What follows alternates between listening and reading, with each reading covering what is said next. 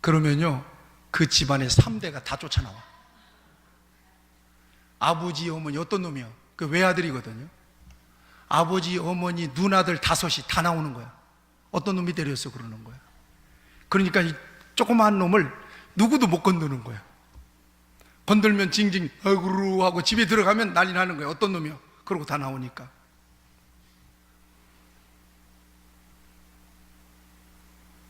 문제가 생기면 누구한테 문제를 맡겨야 돼? 누구를 불러야 돼요?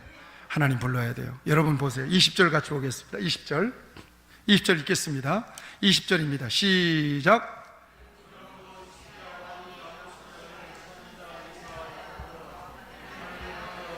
예. 문제가 오면 기도할 문제가 생긴 거예요. 하나님 앞에 간절히 기도해야 될 기도의 제목이 생긴 거예요.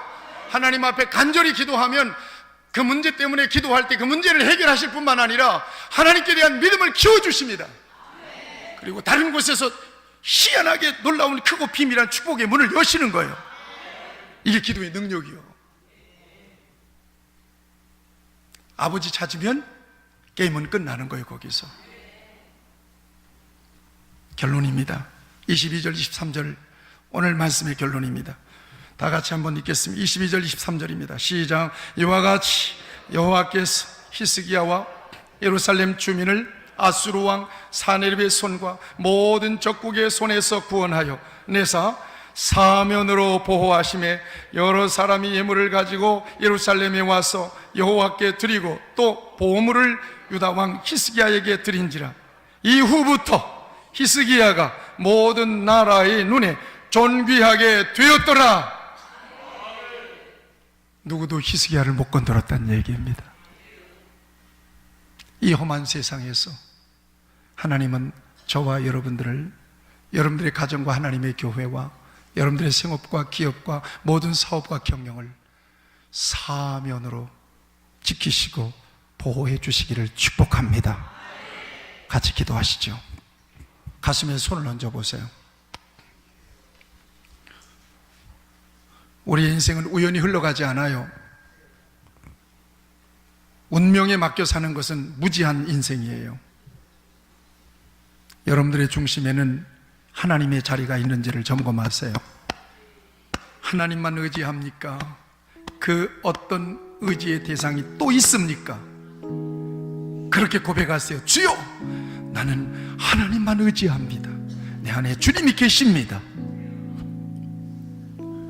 겁이 많은 사람들이 있습니까? 겁나지 마세요. 문제가 생겼다면 여러분들이 겁나고 두려워할 일이 아니에요. 하나님 앞에 맡겨야 될 일이에요. 맡기셔야 돼요. 하나님은 맡아주세요.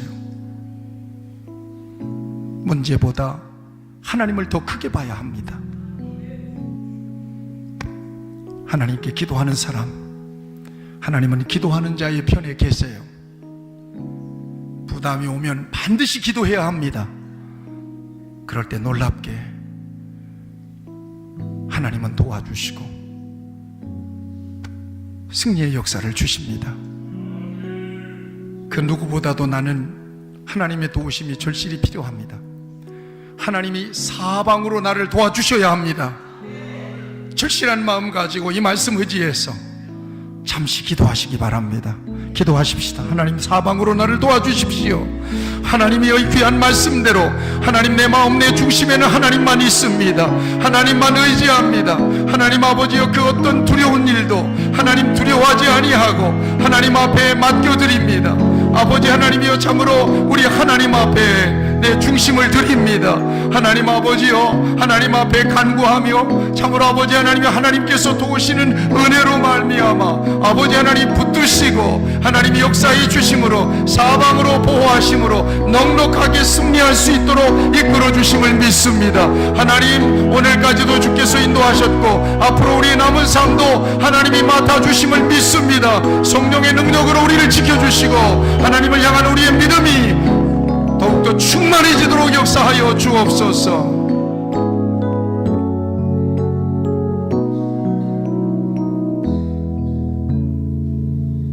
하나님 아버지, 우리가 참 겁나는 세상을 삽니다. 운명에 맡겨 사는 인생이 아닙니다. 우리는 하나님의 손에 붙들려 있습니다. 하나님께서 이 치열한 영적인 전쟁터에서 언제나 우리 편이 되어주시고 우리를 지켜주시고 보호해주시고 우리를 사면으로 보호해주심을 믿습니다. 놀라운 승리를 주심을 믿습니다. 우리의 중심에는 하나님이 계십니다. 그 어떤 것도 하나님으로 인하여 두려워하지 않습니다. 어떤 문제가 닥칠지라도 하나님 앞에 간절히 기도할 뿐입니다. 하나님은 나서셔서 우리의 모든 대적들을 물리쳐 주심을 믿습니다. 놀라운 승리를 우리에게 주심을 믿습니다. 우리 귀한 성도들, 이 같은 놀라운 승리를 언제나 충만하게 누리게 하여 주옵소서. 예수님의 이름으로 기도하옵나이다. 아멘.